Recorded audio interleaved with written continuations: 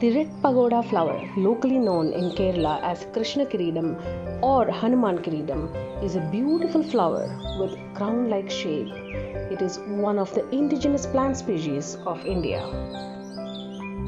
This plant is very pretty with large evergreen leaves and huge showy clusters of orange-red scarlet flowers. Scientifically known as Clerodendron paniculatum, is native to tropical Asia and Papuasia. It is popular as an ornamental plant and is also traditionally used as a medicine in Asia and Africa due to its antioxidant and anti-inflammatory properties. The pagoda flower blooms in every summer with flowers lasting throughout the fall. That is why locally it is also known as Arumasapuva, literally means the 6 months flower. The red pagoda is a favorite of many beautiful butterflies, especially the swallowtail species.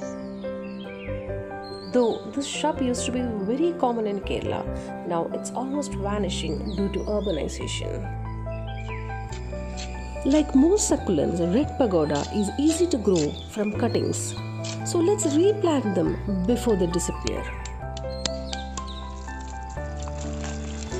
We need to water them quite often as they prefer wet soil and moisture and is happiest in filtered light or morning sun.